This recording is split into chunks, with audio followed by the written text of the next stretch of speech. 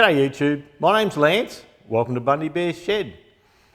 Well, today, this little video, as per the title upstairs there, is going to be about the Hare and Forbes A337 engine stand. Now, for those who've watched my channel for quite a while, they know I've got this Blue Point stand, and the advantage of the worm drive Blue Point stand is obvious. You're not levering on a bar. The cheaper style engine stands, when you have to put a bar through and you've got to support the engine and crank on them, and there's no bearings or anything in the main top shaft there. It just uses the drag to sort of limit the flow of the engine as it comes down. And look, I've found this Blue Point one has been great. For filming videos on doing tractors up, look, there's nothing finer in my eyes. I can actually get it to that exact angle. With the other type, you have this hole or that hole. You know, you have very limited, probably half a dozen different places you can put the stand, probably 8. But this one, I can change it as little as I like.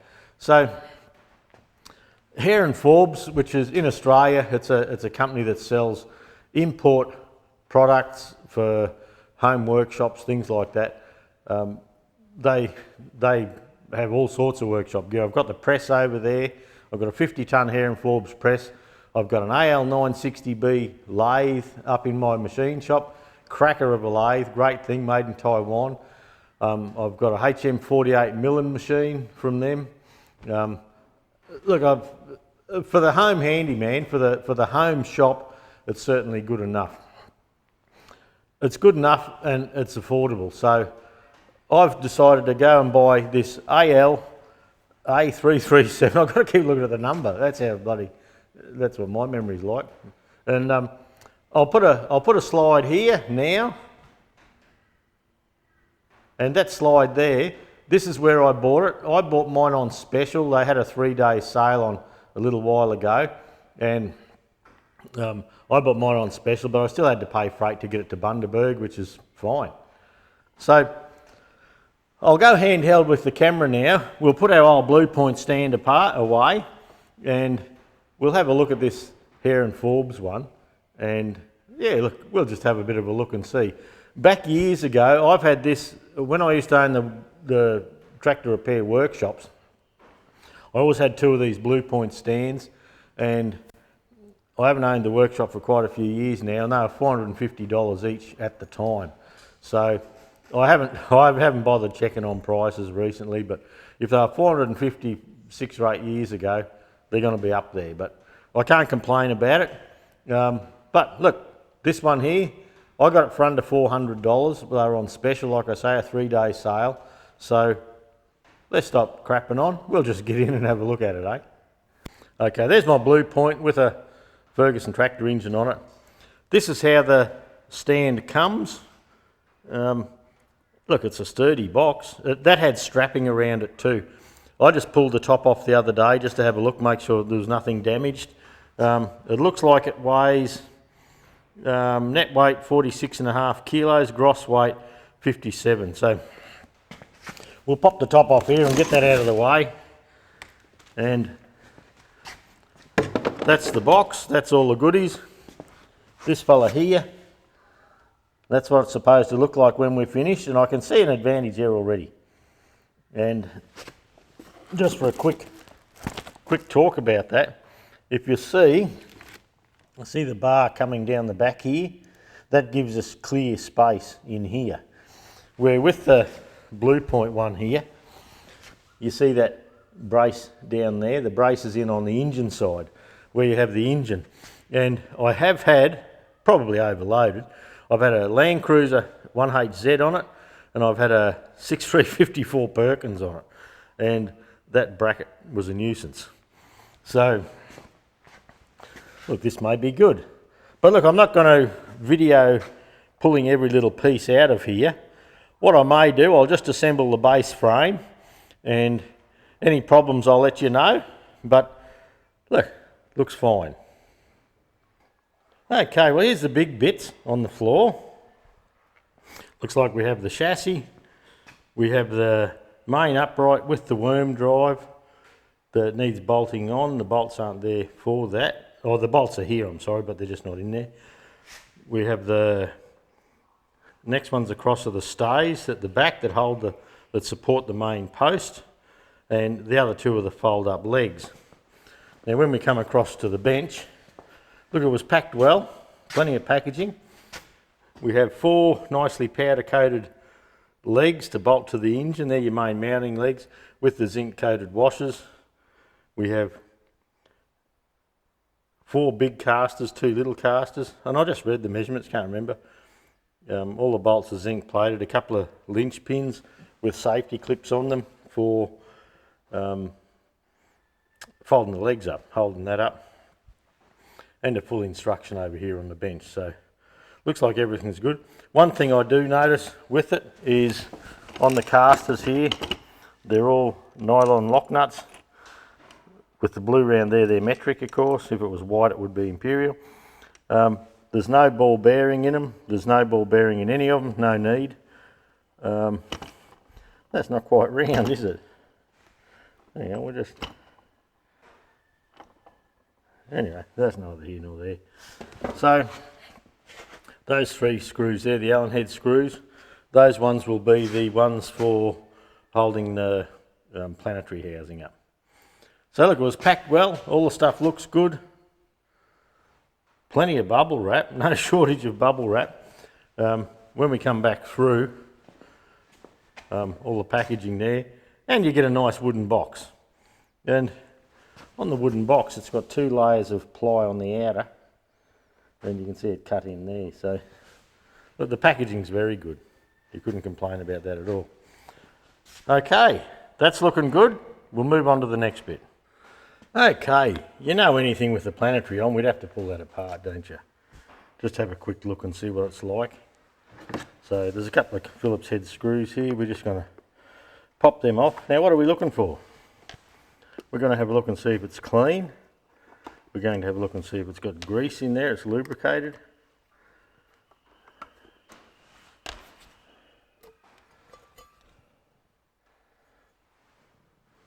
Lovely.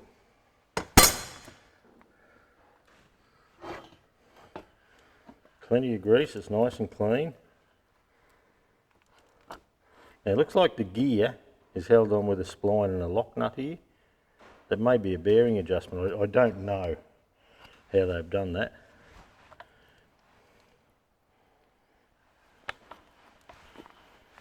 It's got a nice smooth feel to it. Okay, I think, look, I'm not going to touch that.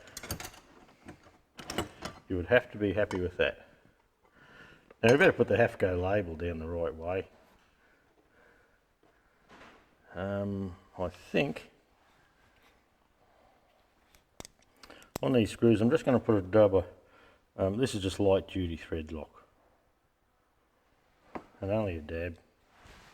A dab or a dab, might put one of each.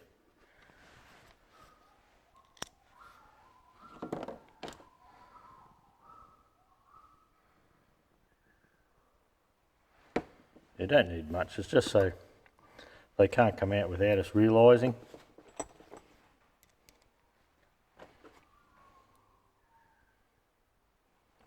That's more than the others. Don't tell anyone.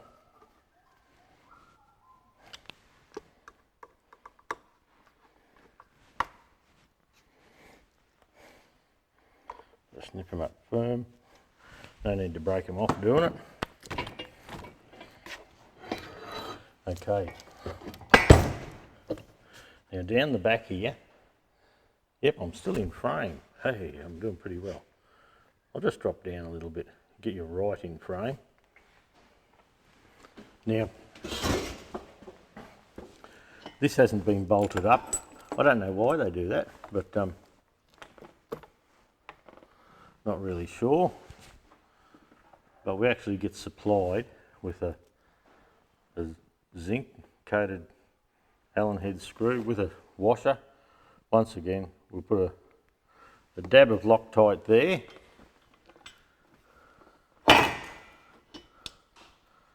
Just try and line these up. I might actually even turn it up that way and turn the camera that way so we can fiddle and get it lined up. Oh, too much, Lance. You don't need a gallon of Loctite, despite what you see me doing.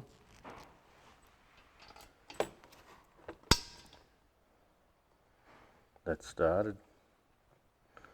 And an interesting point is there's a grease nipple here and a grease nipple there. Look up, you wouldn't have to grease it all the time, like once in a blue moon be fine. Like it's not going to wash out, unless you're pressure cleaning engines on it or something like that, it's not going to wash out.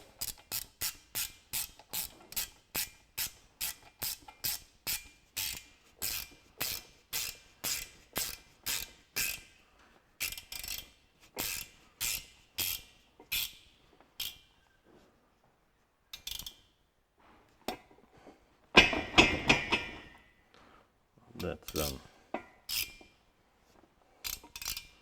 just a tad close for my ratchet in there. I'll have to get a standard old Allen key.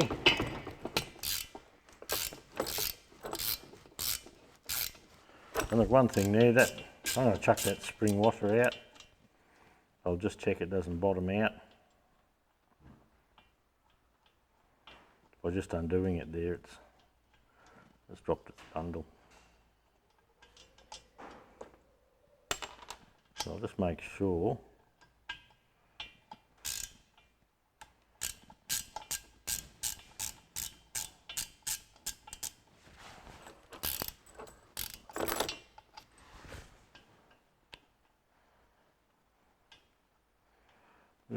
it doesn't bottom out and go in too deep inside.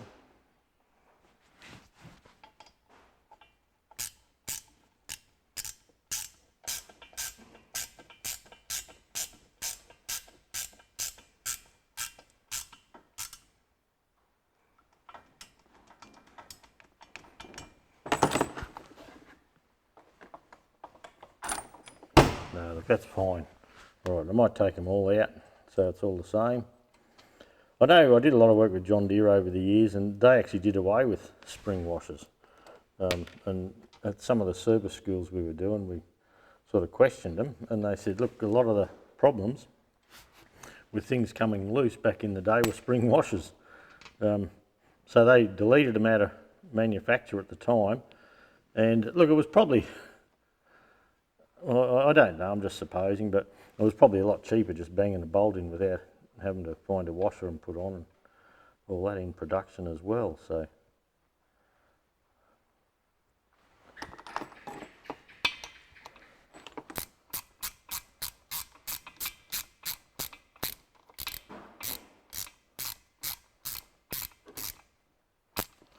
I'll just do this back one, then I'll grab a proper Allen key.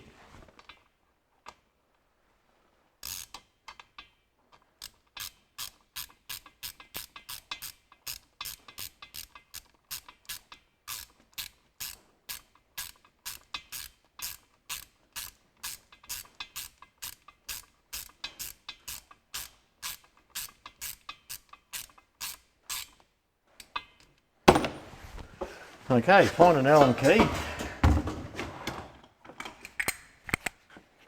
Now I should have one here that will be probably this fella.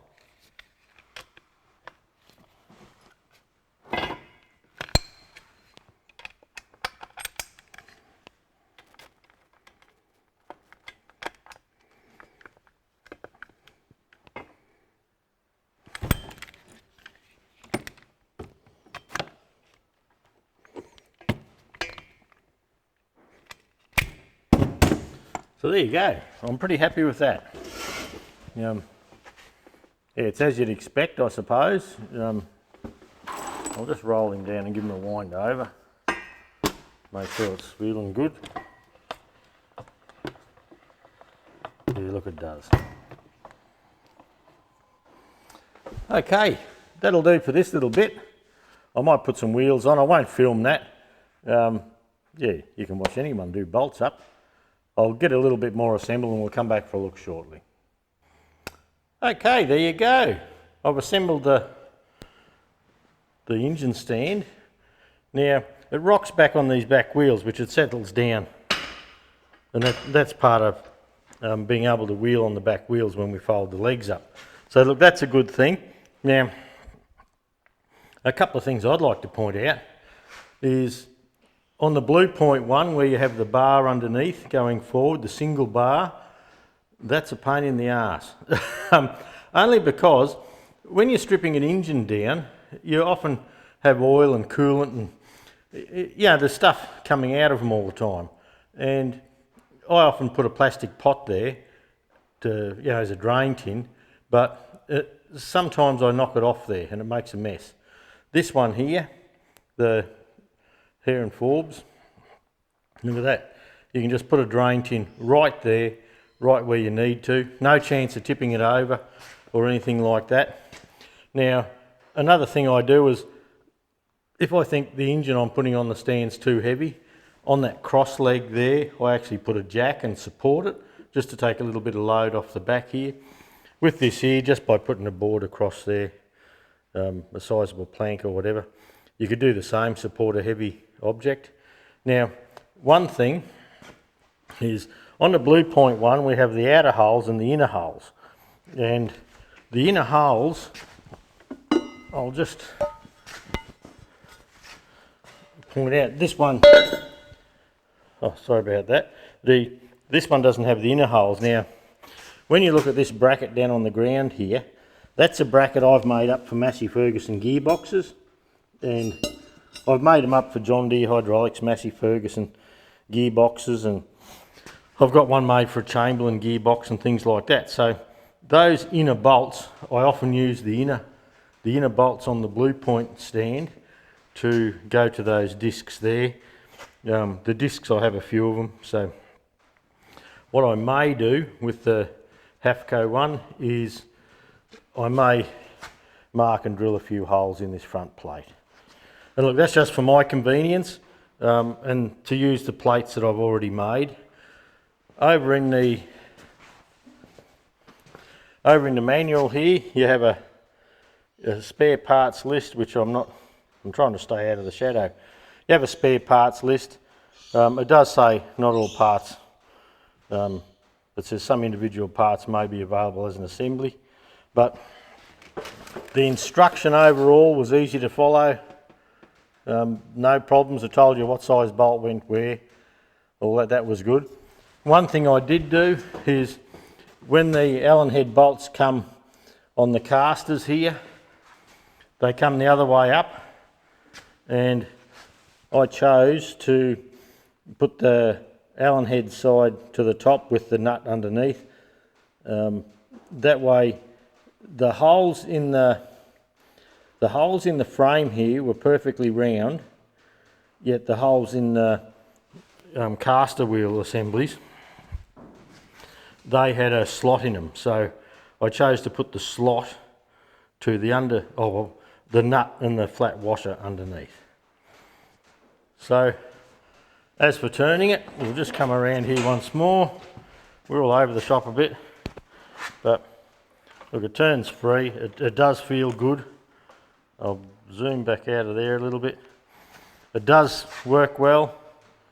Am I happy I purchased it? Look, I think I am. It certainly opens up a few options for me now. Now, 450 kilograms, is that heavy enough? Well, the little Fergie we're working on here, the little TE20, is 1100 kilos. You would not hang half of that tractor off this stand. The other one's 1,000 pounds, so I suppose that works out the same. Haven't bothered to work it out. But to put a tractor gearbox or a tractor back end or a tractor engine, 450 kilos will be plenty.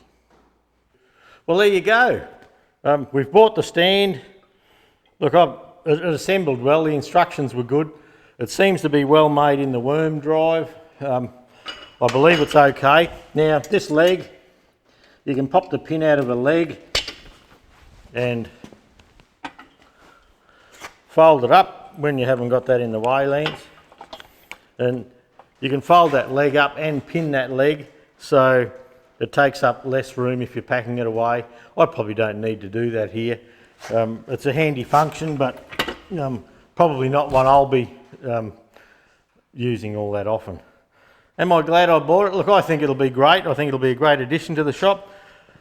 That lets me strip an engine out, or strip a tractor down. I can put the engine on one stand, the gearbox on the other. I can take it out, wash parts and all that. Where in the past I've had to lift the engine off, sit it on the floor, put a gearbox or something like that on the stand, and then once I get that done, I wait for parts for that. I've got to take that off, put this on, and round you go. So hopefully we've got rid of all that, and this will help us. Well, it'll help the flow with video and tractors repairs and restorations and things like that. So look, that's it. I think it's a good thing. Once again, there'll be a slide here on where to get it on Hare and Forbes, what they have advertised at the moment with it. There'll be a link in the description to the Hare and Forbes website where I bought it, if you'd like one. I think for a bloke doing what I do, it's a great thing. It's a good thing. But once again, not sponsored by Hare and Forbes. I just bought it. I've really enjoyed using this Blue Point over the years. If this is half as good as that, it'll just be great. You know, it'll be a good thing. So that's it. I reckon they're a good thing. Catch you later, eh?